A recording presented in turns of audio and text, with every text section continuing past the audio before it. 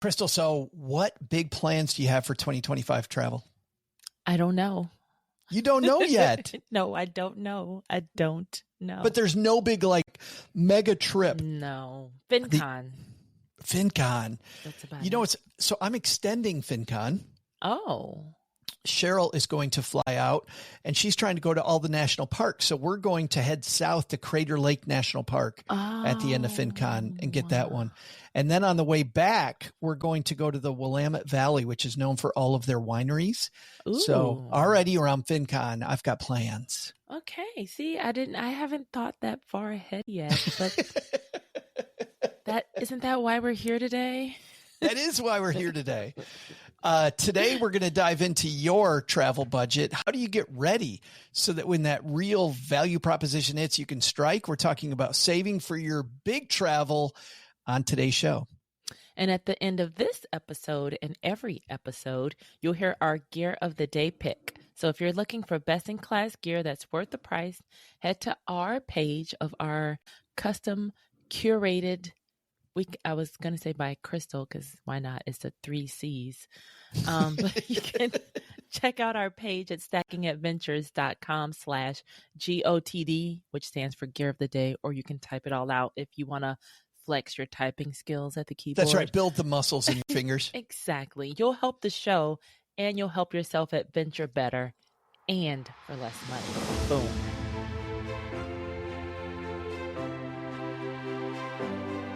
Ready for adventure?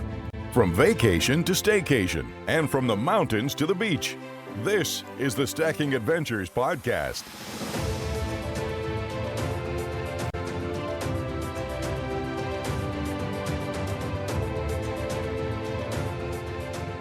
Hey there, adventurers. Welcome back to another episode of the Stacking Adventures podcast, where we travel the world with you. We show you the great deals. We show you the fun. We even talk about all the mistakes we have, and it's not just us. We also include you in the show. We do these live on YouTube. Ree is with us today, I see already. Hey, Ree. Oh, yay. Glad that you are here. Good morning. We're afternoon. We're here. Well, it's afternoon for Whatever you. Time it is. It's morning for me. Don't know what time it is for Ree. It's lunchtime. That rhymes. You, me, and Ree. It's going to be great. Crystal, let's talk about the budget, because this is where you and I met talking about money topics. Yes. And you are a budgeter. You keep track of your expenses when you go on vacation. Every penny. And the whole point, okay, why would you want to plan and budget for your travel? And I always tell people, this is one thing that I love to say, don't you want to make it rain somewhere stress-free? You can budget and plan for the money that you're going to spend so that you're not worried about, okay, I'm robbing Peter to pay Paul, or I'm just going to go all out on this vacation and I'll just figure it out when I get home. No, you want to have fun. You want to spend the money where you've worked so hard for it to go. And that's why you got to plan and you got to budget it. One of my first vacations after I got married was all on credit cards, the entire thing. And this is when I was really bad with money. And I remember thinking the entire vacation, I don't know how I'm going to pay for this. I have no idea where the money's going to come for this.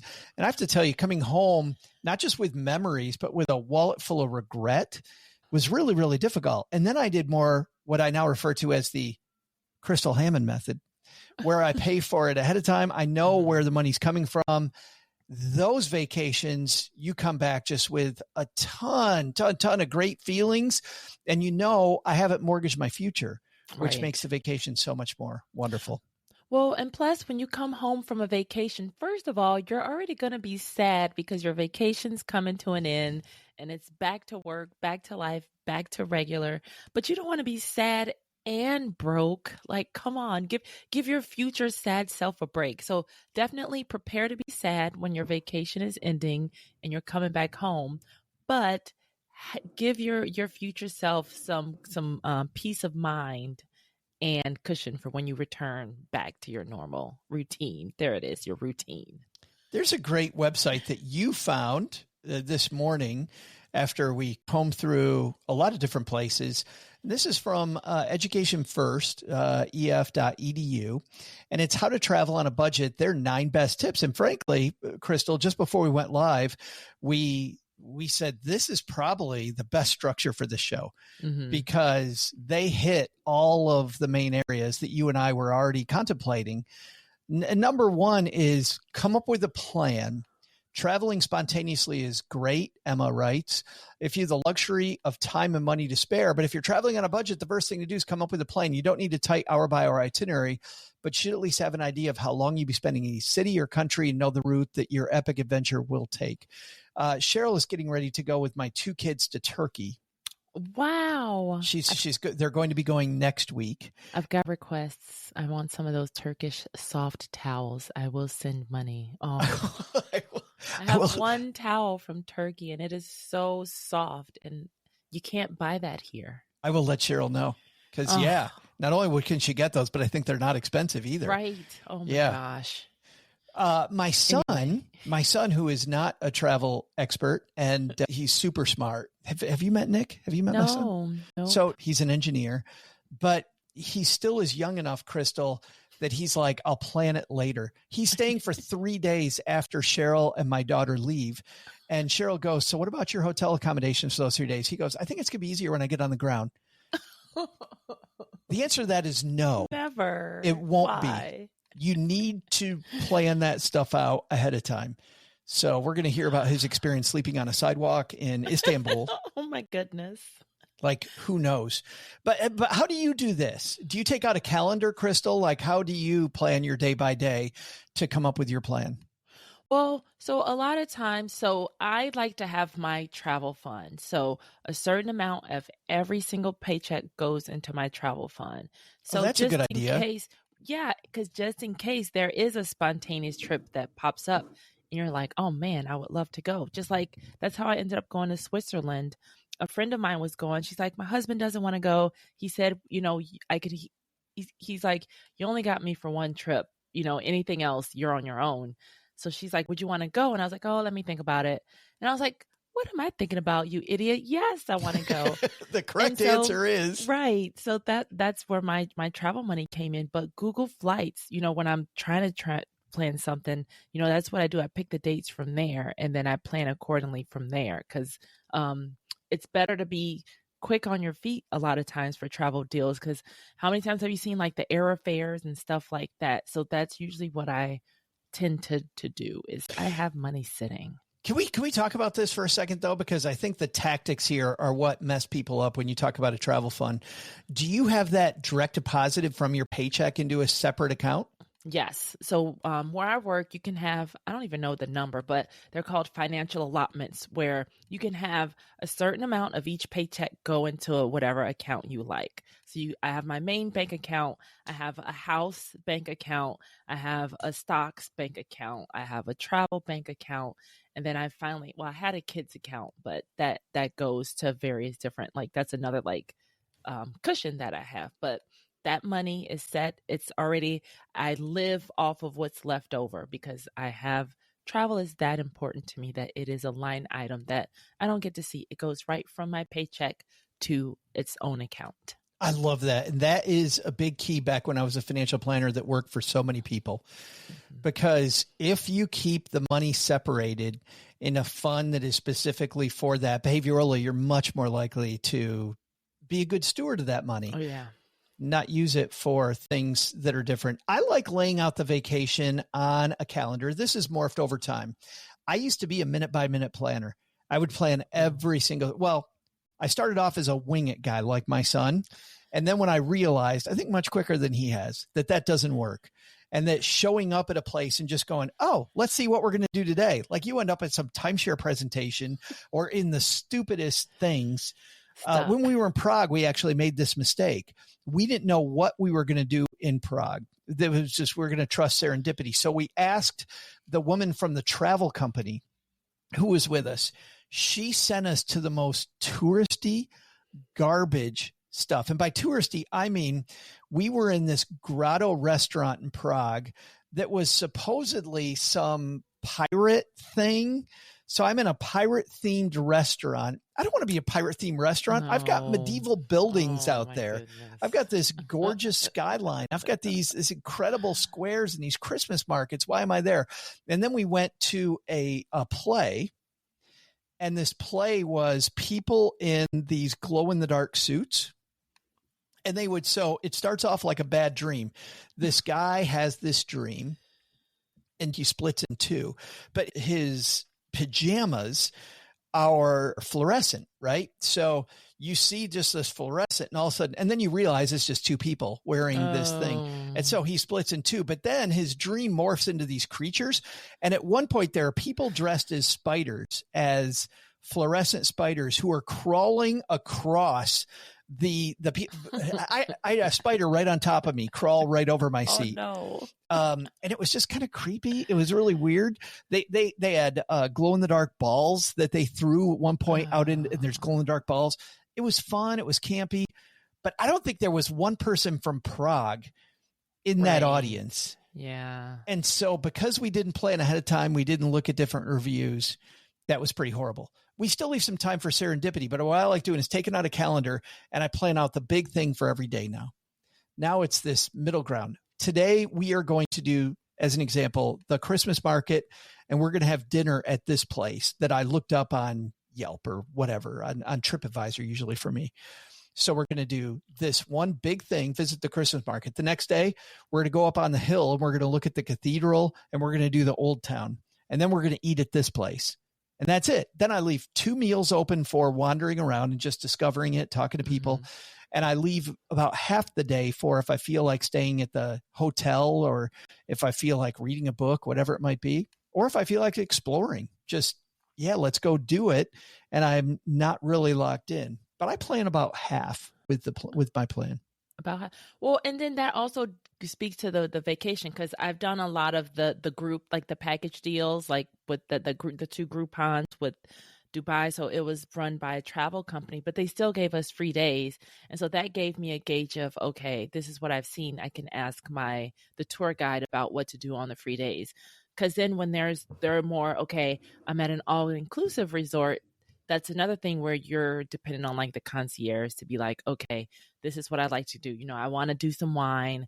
I want to do some adventuring and things like that. So then you get like the lay of the land. Then you get to decide and pick, all right, this is what I want to spend per day. Because that's a really great base that I usually use too, is like, all right, this is my per diem of what I get to spend. So I'll decide if I'm going to go above or below it, like day by day. Because of course, weather gets in the way. Oh, good point. Other things like that. So it's always like an average. And sometimes that's a heck yes or a heck no.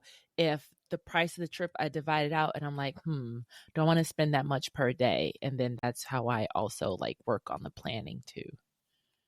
What I love is that both in the way you plan and in the way I plan, we do this thing that the author here talks about in the last sentence of come up with a plan. She says, leaving less to chance means less unexpected spends. Last minute flights and accommodations are often far more expensive. Even last minute activities that you plan might be more expensive.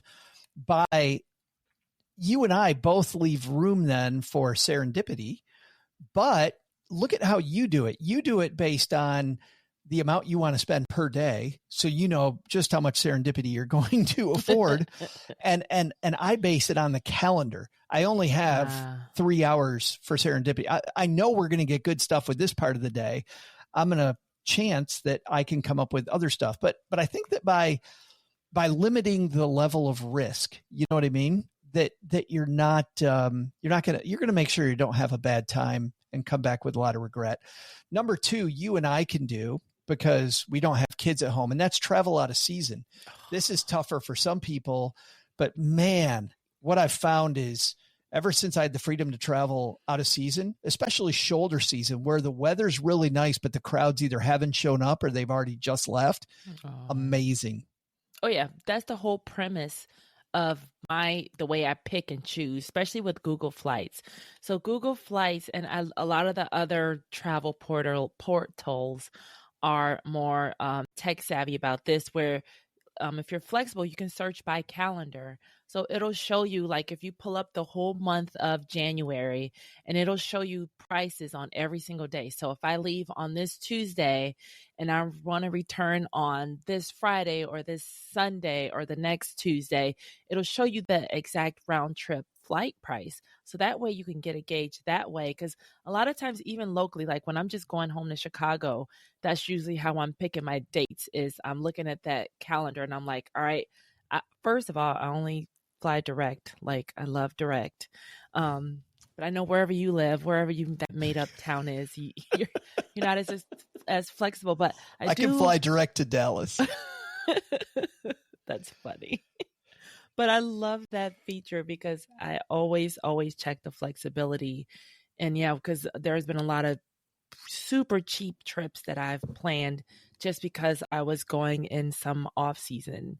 And I loved it because I wouldn't want to go to New Orleans on Mardi Gras. Like, it's known for that. And I want to go to a bar and get great service. And I don't want the cooks to be overworked, because it's a big, huge overcrowded season. I want to go to places at the quiet times or even in between, but not.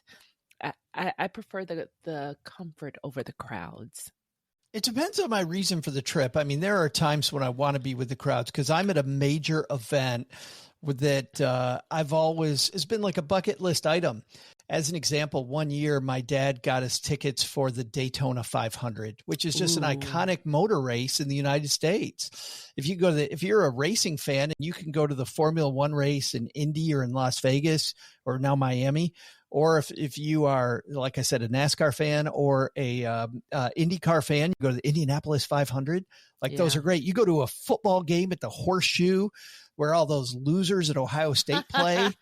But that is an iconic stadium in the United States, true. Right? Yeah. Oh, yeah. So, even the Kentucky Derby, I could totally see something like that too. Yeah. So if I'm going for a big event, I was just in New York City last week on business, and I was watching them set up Times Square, and I saw where the ball's going to come down, like some of those things. But generally, I'm with you, though, Crystal. I don't want to be there for that. So if you can travel on a shoulder season, that's fantastic. Now, watch out for traveling completely out of season because you can get the rainy season, you can get the hot season. Right. We don't recommend hurricane season, places, stuff like that either. Yeah. Can just do a slight touch of homework. And it's funny. Speaking of seasons, when Cheryl and I went to Great Basin National Park, we were very excited because it is known as what's called a dark sky park. It is in one of the least populated areas of the lower 48, right on the border of Nevada and Utah. And they take advantage of that by setting up these high-powered telescopes, and you can see the Milky Way. Well, the piece of planning Cheryl and I did not do was looking at the lunar calendar, because we went when it was almost a full moon. And guess how much of the Milky Way we got to see? Not much. Now, what was cool was they still took advantage of it. Before the moon came up, we were able to see into some constellations that looked like cotton candy. When you look through these, it was really wild to see these wild planets, groupings of planets all together in this, so packed together that they were pink. And then when the moon came up, which was amazing and beautiful because the sky was so dark, it was almost like the sun coming up. When the moon came up, they readjusted the telescopes and we got great up close views of the surface of the moon from these. But I would have much rather seen the amazing stars. So where you're at, just thinking about, I'm in a dark sky park. Why didn't we look at the phase of the moon? Number 3, be accommodation savvy. It says trade expensive hotel suites for dorm rooms and hostels. I don't like this advice, by the way. We'll talk about this in a minute. Sharing a room naturally divides the cost, and communal bunk rooms offer the opportunity to meet people who might be keen to explore with you. Other great alternatives are websites like Airbnb and Couchsurfing, where you simply book a spare room in a local person's house or apartment. It'll half the price and allow you an authentic snapshot of real life in the city. consider your host your very own personal tour guide. I also don't agree with that.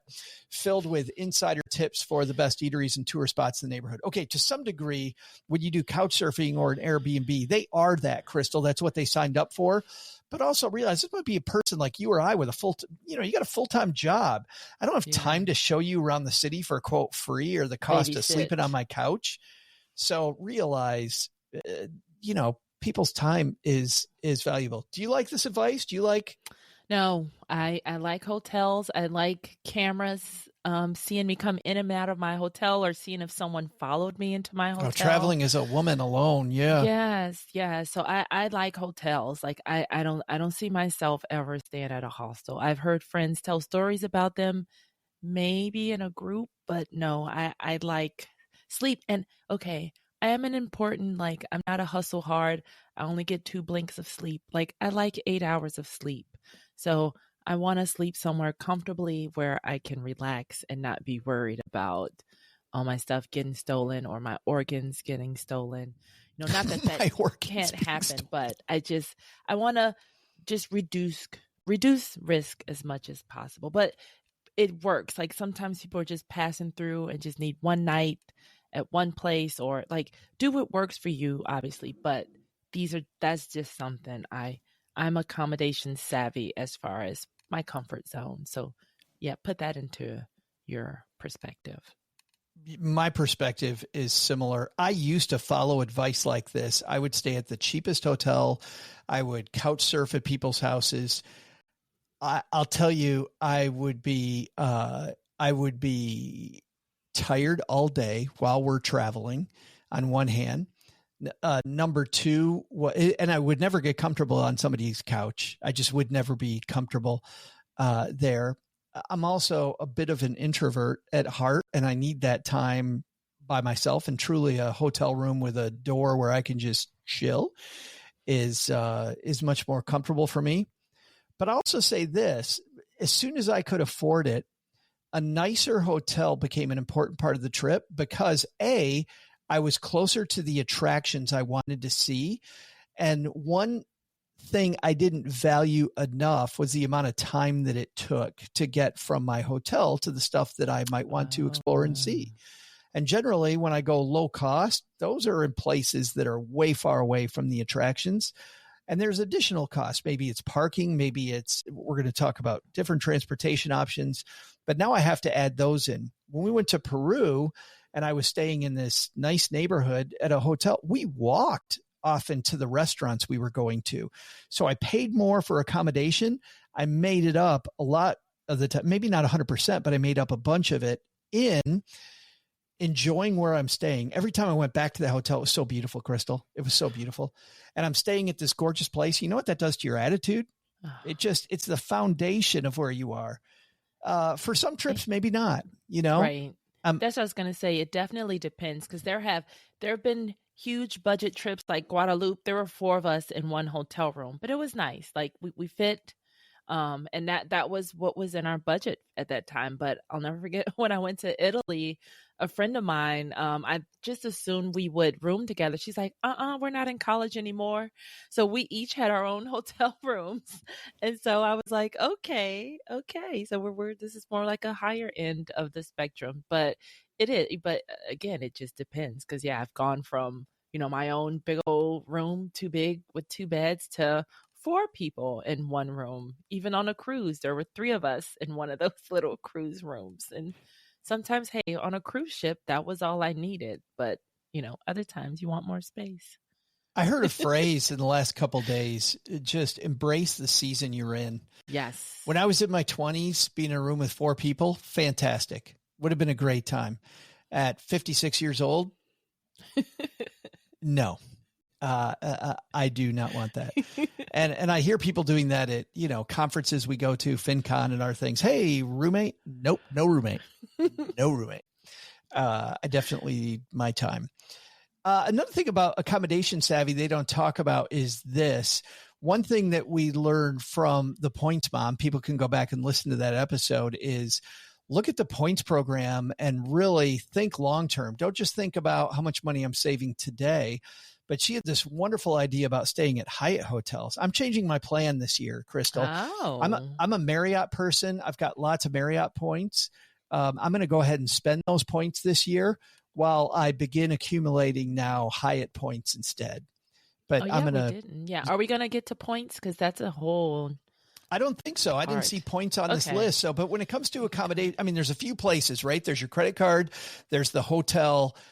Restaurants sometimes have them, but I like the variety of different foods. So I'm not going to eat at your restaurant chain to get more points while I'm on vacation. But the airline might have them too. So sign up for the airline, sign up for the hotel, and sign up for, even if you're not going to accumulate a lot of points. She made another good point. Those might be transferable. Yes. And if they end up being somewhat transferable, then just sign up for the point program. It's going to take you 5 minutes and see if you can transfer them later if you're not going to use it more. Or and maybe that end up is, using it more. Yeah, based on from that episode alone, that changed how I plan on planning.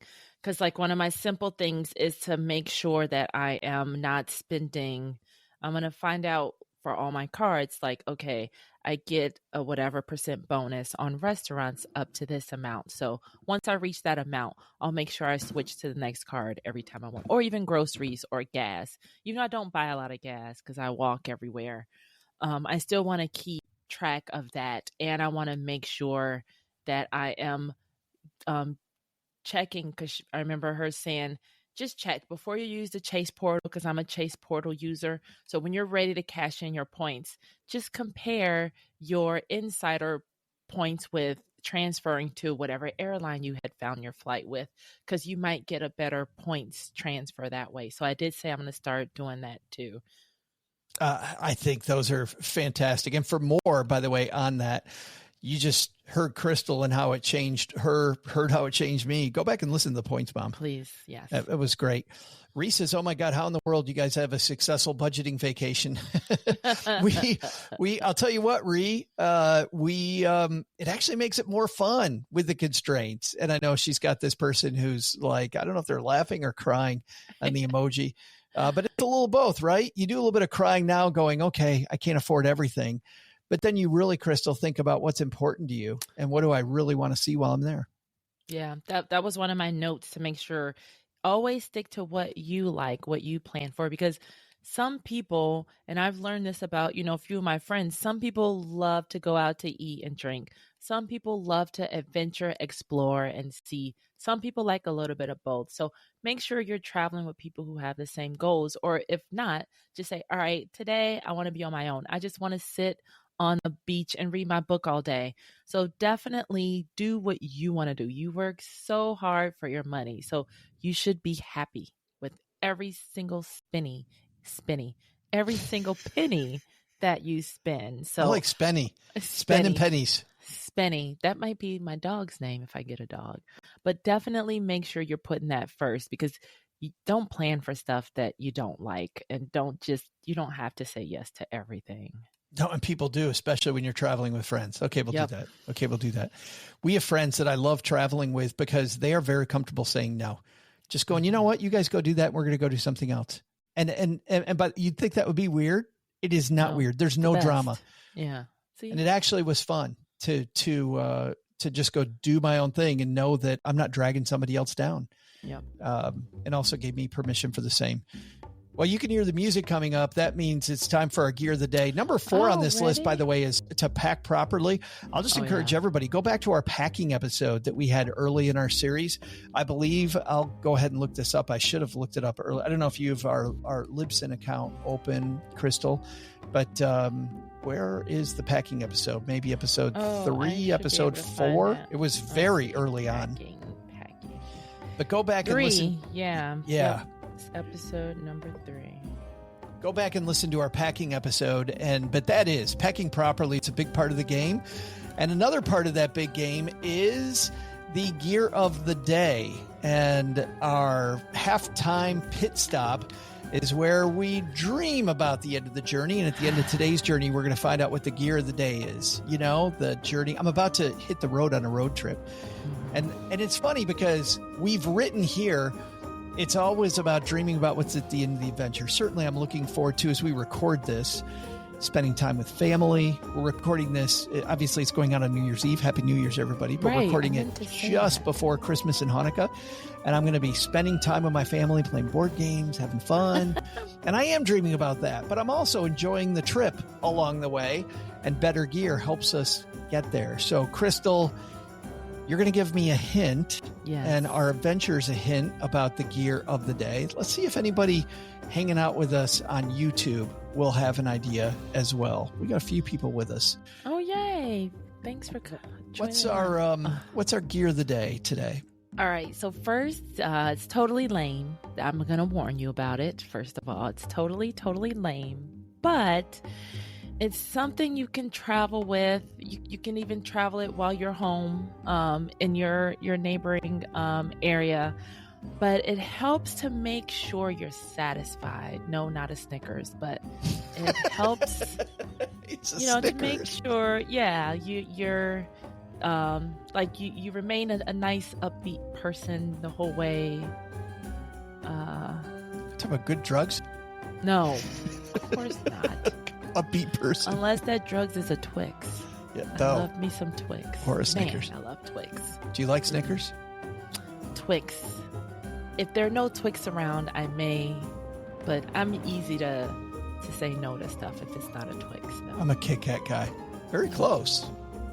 But yeah, so it's kind of lame, and you travel with it home, abroad. Make sure you stay satisfied. You can it helps you with your travel budget, with your food budget too. So I'm going to say, okay, my guess. Well, you know what? We're going to have my guess in just a moment. BRB. I'm Serena Williams, and I'm healthier on Ro. I've lost 34 pounds in a year with GLP-1s, diet, and exercise. On Ro, you can access GLP-1 options, including the first FDA-approved GLP-1 pill for weight loss. Go to ro.co/journey to see if you qualify. 14 to 20% average weight loss in 1 year in non-diabetics with obesity or overweight with a weight-related medical condition versus 2.2% to 3.1% in placebo arm. RX only. To stay informed about serious side effects, go to ro.co/safety. Let's see. All right, Crystal, you gave us at the beginning of this segment your clue, and your clue is that it's lame. It's going to keep us satisfied. You can take it on traveling, or you can also have it around wherever you're at. I'm going to go with this one, and I actually like this guess. I've guessed before stuff that I didn't like. Here's my guess. You know what helps me? It curbs my hunger, keeps my jaw going, and it's a good pack of gum. Just taking a nice pack of gum. I prefer, by the way, the blue pack. I don't remember what they call it, but the blue, I think it's Cobalt, they call it. 5 gum. It's called. Oh, okay. I remember the one with the 5. It wasn't Orbits. Nope.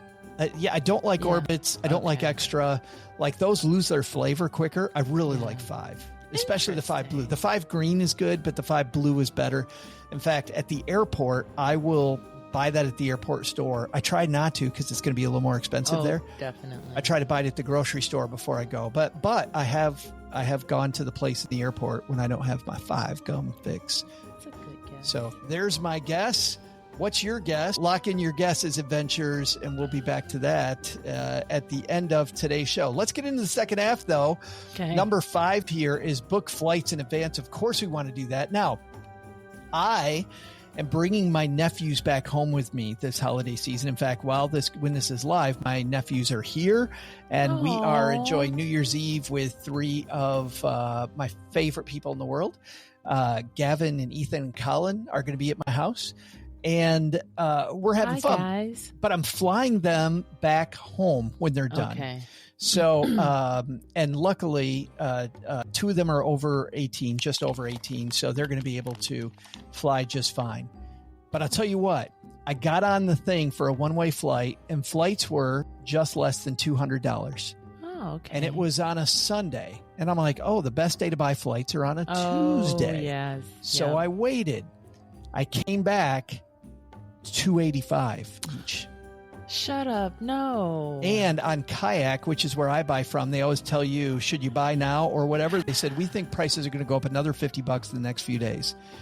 Oh, man. So here's what I did, though, because I did save some money off of that. Instead of going main cabin, I went basic economy. Mm-hmm. So usually basic economy, you don't get to pick your seat and you're the last one on your plane. But I used my American Airlines credit card, Crystal. And because of that, they're going to be group 4 out of 9. So they're still going to get on earlier. And instead of so I saved $45 by going basic economy per flight. So $130, $140 I saved, $135 I saved. But the cool thing is, I then spent $20 per seat to pick their seat then to get them in the same row. Oh, that was nice. So I paid more than I would have had I went ahead and bought them when I should have bought them, when I saw what was a great deal. In fact, I went in, I told Cheryl right away, like, this is a great deal. Why did I wait? I don't know why I waited. I thought I could get an even better deal. Right. I should have jumped on it. But the fact that I didn't ended up making me pay. Now, and you can also, by the way, reserve for 24 hours, right? When you go on a lot of these websites, I could have reserved it. And had I reserved the seat and the price and locked it in, shame on me. But I got some of it back because I used the credit card, which gave me the priority. So now my guys are going to get a seat. They're going to get, they pretty much get everything. The only difference was the ticket is non-refundable and non-changeable. If they're not on that flight, their flight's canceled. They'll be on that flight. I love them, but I'll be sick of 3 kids by that time. You won't. Yeah. Well, and it is funny. So one of the worst mistakes I ever made, but I'm a huge fan of buying that flight first, because the hotel can come at a later time, because you'll even notice a lot of times for the hotels, you don't get charged till you get there anyway. But I had booked, make sure you know the time zones, because I had actually prepaid for a hotel room for 2 days that I hadn't arrived yet, because I totally fudged the dates, like the time difference and all that stuff. I think the stuff is a lot smarter now, because this was way back in the day. But that's my huge tip for planning, is make sure you have those time zones and the day that you check in and the time of the local day and time. Because, my flight was overnight. Totally didn't realize. So I was paying for 2 days. I've done this before where I've done it on 2 different occasions. One time I paid for a day that I wasn't going to be there, like you did. And then a second time I was just really tired, and I took the cheaper rate that was non-changeable, non-refundable. And in that case, I actually called them immediately because I realized that I had booked, I was so tired when I booked the ticket. I just booked the wrong day. You know how the calendar is on just the wrong day? And I booked the Tuesday before versus the Tuesday I was going to be there. And so I went afterwards and I'm like, why isn't this showing up? Why don't I have a calendar? But now, and I looked and I go, oh my God. And luckily it was right after I booked it. Oh. I called the 1-800 number for the hotel chain. By the way, it was Sonesta Hotels. And the Sonesta rep had to call the individual hotel to get the okay from them, because they're independently owned, and the individual owners get to, and the guy told me, he goes, now in your favor is you're called right away. Mm-hmm. Like literally he could see I booked it 10 minutes earlier. On the downside was it said right on there in bold letter. And I even told the guy, I said, I see that this is non-refundable and I screwed this up, but I'm going to not be happy, and I'm giving you a ton of time to rebook it. Yeah. So I feel like it's in everybody's interest for this to just go away, because otherwise I'm just not going to be happy, and you're going to be taking advantage of a stupid action that I did. He called the hotel, and obviously the hotel made it right. But yeah, that's a relief. Check and double check. After booking flights in advance, be smart about you fly is their number 6. Opt to travel on a Tuesday. You mentioned that earlier. Oh yeah. Midweek travel prices are lower as a premium. As a premium is added to weekend flights, and you'll breeze through shorter queues at airport check-in desks and security. Fly economy too. There's no need to upgrade no matter how nice business class looks. The money you save on cheap seats can be spent on food or accommodations when you arrive. Again, not sure I love that advice. I think if you're flying internationally, do everything you can to try to get at the very least a premium economy seat, because you'll be so much more awake when you get there. I've traveled economy overseas more times than I'd like, and it is the suckiest part of your entire trip. Well, see, we're both tall too, because as a tall person, I am a very strange person that likes the middle seats. I don't know if it's just I just like people, and so I would get You just lonely. want to touch strangers? No, but I think when I get lonely in those lie flat seats, I mean, I don't know. I've never flown in one of those, but I've always been middle seat economy, like 16-hour, 13-hour Dubai. You're a special human being. I am. Maybe because I live alone. Like, I'm like, oh, people, hi, everybody. Sit by me. Come on. I get to be the center. Yes. I don't know, man. But it depends. What can I tell you? Yeah. Do whatever. Feels right for you. Yeah. Do the lay flat and hire a cuddler or something. I don't know. No, absolutely not. No, thank you. Krista, what the hell are you doing? I want a normal, cheap budget traveler like myself. Overseas, I don't like it. It's just too much time on the plane. 3-hour flight. Okay. I can deal with middle seat. I can deal with economy. I don't really care. But man, that overseas flight, I got to tell you, there was nothing better than arriving in Bavaria for my trip to Bavaria. And I slept all night. You know, I arrived so alert and awake. So good. So good. But you can also do that using points, right? Yes. Yeah, so yeah. Part of being smart too is using the portal. You like the Google portal because you can look at all the different flights. Well, and what I like about the Google portal also is you don't book through Google. You're just researching the flight prices. Then you get to book using your whatever your reward or your card or your program, and that's where you go to book it. So if they're like, because I'll usually say, American Airlines or United, they have the same prices. So I'll go to the Chase portal and see, but I'm gonna start going to the United and American to see if I can transfer points to see if that gets it cheaper. Now I do that. I do that through Kayak. And they always send you directly to the airline as well. Okay. What I like about that I have found on flights is that if I book a flight through their portal, I get better treatment if something goes wrong. Because then generally, they'll look stuff up. And this happens with hotels too, right? When I use hotels.com to get a discount hotel, they'll go in there like, oh, you booked this through hotels.com. I really can't help you. Like there's nothing you got to call hotels.com.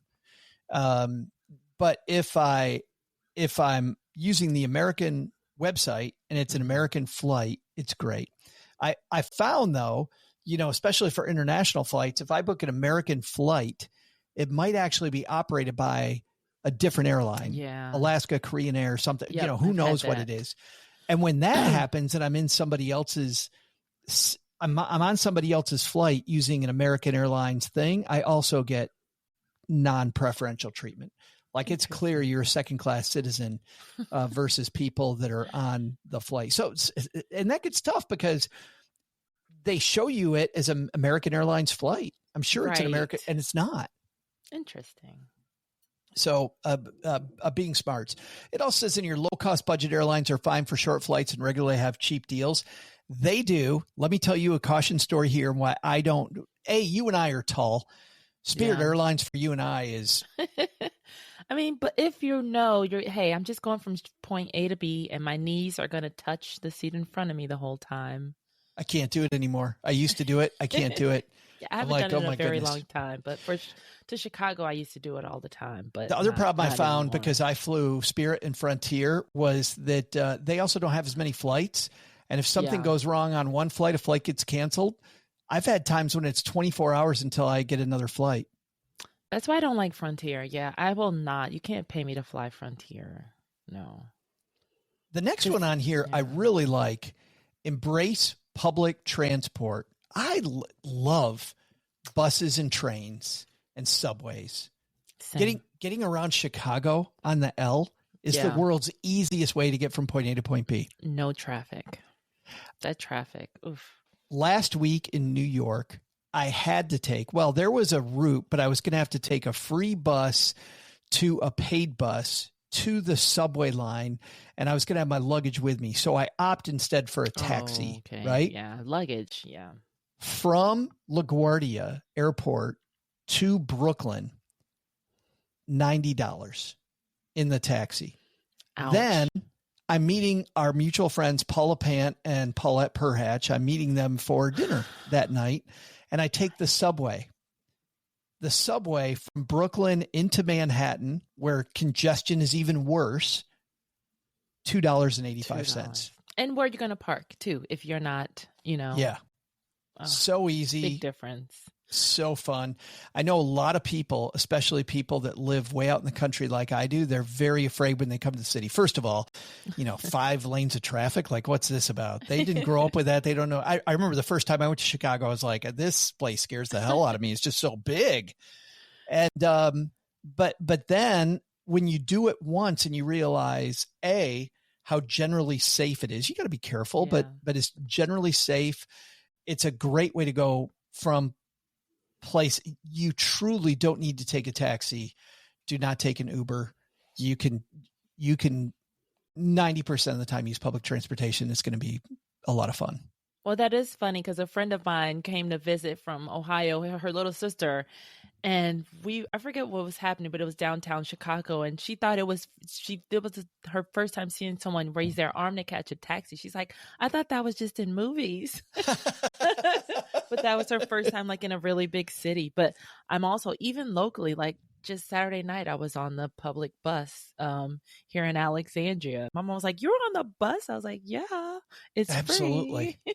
And it was it was super quick way for me to get home. And even when we went to FinCon in Atlanta, totally from the airport.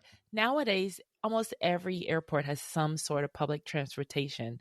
So from the airport, you don't even have to go outside. And the same for Chicago. You can stay inside the airport and follow the signs, even here in DC, and it takes you right to the train station straight from the airport. So that even gets us better to Joe's gear, that time of that luggage, that away bag. Yeah. But those things are so easy to push and pull. Even in towns that are not public transportation friendly, like Dallas's DART system from the airport to downtown, easiest, best way to get to downtown from the airport if you're only going to be there for a few days. When we were in Atlanta for FinCon this last year, Crystal, I saw so many people going, "Oh, we split an Uber from the airport." I'm like, that was the Marta. Yeah, quick. But quick, so easy. Right there. So cheap. And it was literally right to the hotel. It was less than a block away. Yep. Number 8, don't eat away all your cash. Again, I kind of disagree with this, but not completely. Let's dive into this. Cheap lunches can be bought in a supermarket or even a local fresh food market rather than an overpriced cafe or restaurant. Mm-hmm. Aim to wander around before choosing a place to eat dinner too. If you just pick the first restaurant you see, you won't know if you're overspending. Drinking beer with every dinner soon adds up. Both your wallet and your waistline will thank you if you opt for water instead sometimes. Alternatively, hostels and spare rooms often let you have access to a kitchen if you want to save a little money by cooking for yourself. If your goal is just to go see the sights, then I 100% agree with this. If I only have enough money to see the sights or eat the food, I'm going to see the sights and I will bring my food. I will stop at the supermarket and get food. That's great. I've also had a good time. When I was in Paris, I had a wonderful time sitting on the steps of Montmartre, this great cathedral on a hill that overlooks the city, and looking out over Paris with stuff we bought at a market on the way up the hill. This fresh baguette, just this great French bread, and then grapes and strawberries and freshly sliced meats and cheeses, and literally had a picnic on the steps of Montmartre. It costs nothing, and it maybe is one of my most memorable culinary experiences in Paris. That's beautiful. No, I'm also a fan of both. It depends, because a lot of times, so when I land internationally, I love to stop at the airport lounge, and I load up on water and a lot of snacks a lot of times, because water can get, the bottled water can get pricey. So this is just my way of making sure, okay, when I get to the hotel, I'll have myself some snacks. I don't want to, I don't know, water always seems to be the first thing I run out of, like in the hotel room or while I'm out and about. And I hate buying waters or too many waters. So I do like having some snacks, but I love at least dedicating one whole meal to out or even a lot of smaller meals. But I definitely think you should. I love the eating experience, but yeah, even if your hotel, because sometimes when I've had the free breakfast, I'll bring extra back to my room for snacking too, just because sometimes if it was something really, really, really good, like in Italy, oh my God, the food at our hotel was amazing. Like the breakfast every morning, the free breakfast that was included. So I was like, okay, I have to take some of this fruit back to my room. Like it was just so delicious. So I totally get it. And with all the walking I like to do, I like to have snacks. I do. I like looking for a hotel that has a nice breakfast spread. Mm-hmm. If they have a good free breakfast, then that's one meal I don't have to pay for. And even though breakfast is my favorite meal, hey, if they've got a great spread, though, some of these high-end hotels Fancy. have amazing. Yeah, Thailand. That breakfast in Thailand too, like it'll knock your socks off. I can't believe they didn't mention, you know what I like about TripAdvisor? I feel like TripAdvisor has the same kind of feeling about restaurants that I do, that it's not about more money. It's about ambiance. Yep. And you can pick $4 signs, 3, 2, or 1, and you can scroll and you can find, I have found some wonderful $1 and $2 dollar sign restaurants, cheaper restaurants that are these fantastic neighborhood places where there's not that many tourists there. And you're getting this authentic experiences with people that live maybe right around the corner from the restaurant. And it feels so fun. In fact, I have a friend, Malcolm, that grew up in Houston. And he said that when he went and ate at restaurants with Cheryl and I in Houston, he had more fun eating because I knew better restaurants than he did in his hometown. And it was just TripAdvisor. So spending a little bit of time either before you go and choosing that great meal, or even on the ground before you walk into a restaurant, just pull up TripAdvisor on your phone and scroll to the restaurant and see what the reviews say. And man, we have made sure that I don't end up having a horrible meal because I just opened up my phone for 30 seconds before I walked in, because I'm like, oh man, we don't want to go in here. This is not a place we really want. Well, and that definitely goes back to consider the source on the reviews, because you can look, even I bet if you looked locally too at some of the reviews for your restaurants, like some you would probably be surprised at, like, oh my God, this is my favorite place. How did they only give it a 2? But sometimes you want, like, I don't love hanging around with the tourists in the hotel a lot. Like, it's cool to get to know some people. Oh, where are you from? Oh, cool. Yeah, from here. Yeah. But really talking to the locals, that's where you really learn about the heart and the soul of where you are. And that's where I would spend the whole day. And a lot of times there are drink specials and they get to tell you about all the great food and drink specials. Be like, oh no, don't eat at Ruth's son, like, he has cats and doesn't wash his hands, so you'll get to know all like the town gossip and all the cute little stories about the history and stuff like that too. Fantastic. Yeah, absolutely. Get out there and meet people. It's like Joseph Rosendo when we played that episode earlier on in October. Like, it's about meeting the people, not just seeing the artifacts, the sites. Number 9, I like this one. This is the last one. Earn while you travel. This is kind of a great idea and a horrible idea all in one. Working holidays are a brilliant way to afford to spend several months of the year or more living the travel dream, teaching skiing in a winter season, taking care of holiday makers, traveling to the Mediterranean in summer, or earn by teaching a language in Thailand. You could even freelance while traveling if you're able to work on the go. The opportunities are literally endless. Studies have shown that you need to recharge your battery. And I found out the hard way that combining work and travel does not work. You end up working more than you want to. Your brain never leaves work. And when you get home, your battery's not refreshed the way that it was. So I think, Crystal, you got to consider why you're doing it. Now, if I could go to Portugal for a week and recharge the battery versus go for a month, but include half a day of work every day. Ooh. I might go for a month and take work with me. But again, I think you gotta think about, why am I really there? But if the vacation truly is to recharge the battery, I don't know that I'd work.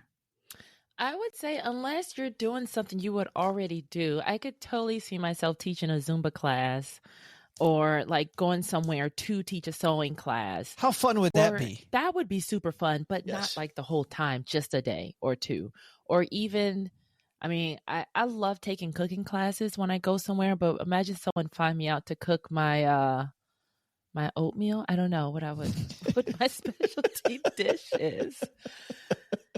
But Crystal's oatmeal. Right. Like, this is what I eat in the mornings. Like, look at how I stack all my superfoods into one bowl. I take the packet of oatmeal from the thing. I pour it in here. I mix in the water. No, it's amazing. Fresh oats. Fresh oats. Is it really? Oh, yeah. Good. And milk. Quality oatmeal. Coconut milk or Yum. almond milk. Nope. Not just any milk. But imagine, so I guess you can't think of something. What would someone pay to fly me out to do? That's a totally different than finding something to do while on vacation versus, hey, would someone fly me to host a wellness retreat or wine drinking? See, this is, I think, where you can do some great stuff, which is I've definitely taken business trips that I was taking anyway and extended them so that I can have some fun for a couple of days while I'm on the business trip. And it makes a nice little mini vacation, a great recharge of the battery. So we mentioned at the top of the show, FinCon next year. Yeah. We are headed to Crater Lake afterwards. We're going to go to the Willamette Valley. I'm combining a couple days of work with a few days of fun. And you know what the serendipity of that is that I probably wouldn't have taken that trip if it weren't for FinCon. And I really like the fact that I'm going to a place just because, in fact, in Seattle in February, I'm going to be speaking at the Retire Meet conference. And when we went to Olympic National Park a few years ago, we made the mistake of making it a day trip. I thought it was closer to Seattle than it was, took longer to get there than we thought. We ended up spending just a few hours, and then I felt like we spent a ton of time getting there and getting back and not much time there. And so this year we're going to, in February, go out there. Now, I'm not sure about going to see mountains in February. We'll see how that works, but should be a great time. Oh, cool. I think generally, Crystal, we did it. These were a lot of great tips. We did it. But I think, and I hope Adventure is what you saw today, that by not planning every minute, but taking advantage of apps and planning out the important things like your travel, how you're going to get there, making a decision about where you're going to stay, choosing those important meals along the way, but not planning every second, you can certainly still have a great time, but also ensure that you're not breaking the bank.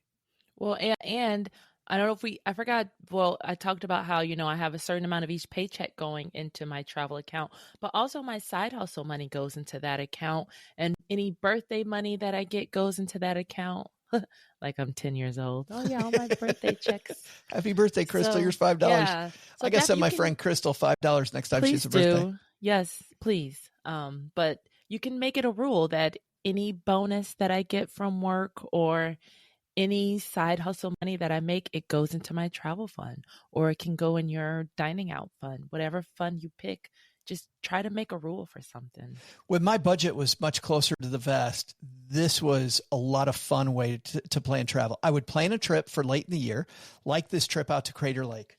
I would do the homework today on what the cost were going to be, and I would line them up. The flight is going to be X. The rental car is going to be Y. The hotel stays night by night are going to be this. And I would do side hustles, Crystal, for each one of those. And so I would do a few side hustles, and then I'd buy the plane ticket. And then I do a few more side hustles, and I would prepay my first night at the hotel. Then I would prepay my second night at the hotel. And I would get it all paid so that by the time I got on the flight, all of my big costs were taken care of. And it was fun. It gamified the whole experience. I like that. Super fun. How similar we are. Tell us. Well, we'll get to that. I was gonna end the show, but we've got gear of the day. Gear, yes. I got to pay attention to the music. So this is what again, Crystal? Lame. Okay. That's lame. It's lame. It's lame gear, but I can. I stay satisfied. Use it here. Over. Use it here. Anywhere else. Can help with. You said something about meals. Yeah. We kind of touched on it a little more too. See, and I didn't like your reaction when I told you what my guess is, but I'm going to stick with it. Well, I think it's 5 gum. okay. 5 gum is the way I do it. I get between meals with those. What's our gear of the day? It's super lame. My good one is at work right now, but it's one of the collapsible lunch boxes. Oh, so it's insulated. Yeah. So this, you can put all your snacks in here. So like I said, how I stop at the airport lounge. So this goes with me on my carry-on because the airport lounges are usually inside of security. So before I come out of security, I fill this puppy up with as much water and snacks as I can carry in this little guy. And it fits on my, it fits right on your handle of your roller bag too. So you're starting your adventure with snacks. And so when you want to take stuff from I'm not saying, if they let you take stuff from breakfast. And they do let you. Yeah, they do. So yeah, take some for your room for later. And sometimes I'll use the insulated cup and I'll put stuff in there then too, like fruit or sausages. No, just kidding. But or sausages. Or steaks. I'll just fill that up with steak from breakfast. I'll fill it up with the chili that they're serving. It'll be nasty. So just think outside of the box of how to get around on snacks. Even my shorter airplane rides, I usually take my own, I got my apple slices. I take bags of chips. I take my own snacks because you know how overpriced that stuff is at the airport. Yeah. So well, I'll tell you where else I like that. We talked about sporting events and some of these big things. When being a racing fan, I know that, I don't know if it's still like this, but when we would go to races, they would tell you that you could bring those in. And so I would fill those, Crystal, with beer and with snacks. And so instead of paying $10 for a beer at the concession stand, I brought my beer with me. And the fact that these big racetracks would let you do that ahead of time was fantastic. Was just a savings. Yeah. And I didn't stand in that long line. No. Right, that too. Yeah. But not at the Horseshoe.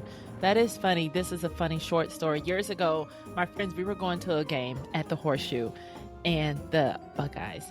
And so my friend had beers in her big purse.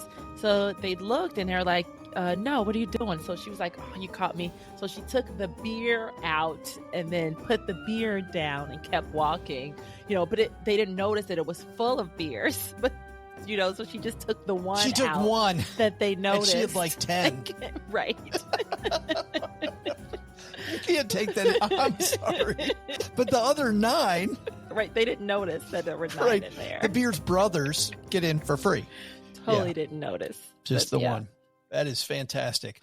All right, adventurers. I'm sure we missed some stuff. What are your best budget tips? How do you budget for your vacations? We're going to do an episode of this in the future. So please jump on our voicemail. It's stackingadventures.com/mystory or stackingadventures.com/voicemail if you can't remember the words my story. But tell your story. You'll have 5 minutes to give us all of your best budgeting tips like we gave you today. And you can even just leave your thoughts about our tips or times when it worked out, when it didn't work out.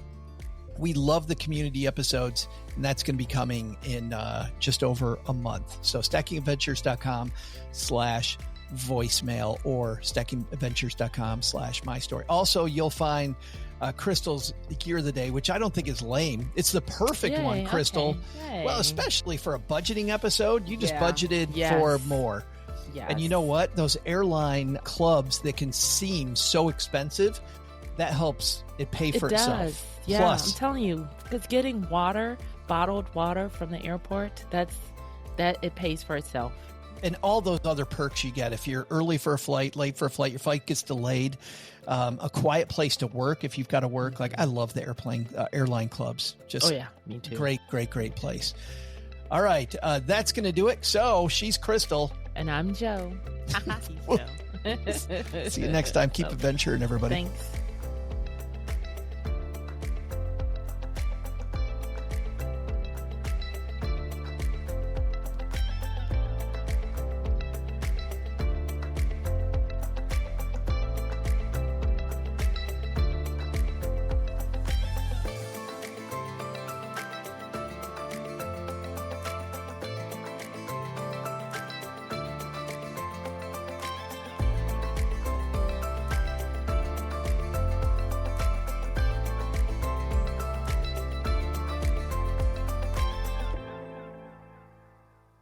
Tired of your car insurance rate going up, even with a clean driving record? You're not alone. That's why there's Jerry, your proactive insurance assistant. Jerry compares rates side by side from over 50 top insurers and helps you switch with ease. Jerry even tracks market rates and alerts you when it's best to shop. No spam calls, no hidden fees. Drivers who save with Jerry could save over $1,300 a year. Switch with confidence. Download the Jerry app or visit jerry.ai/Libsyn today. That's JERRY.ai/LIBSYN.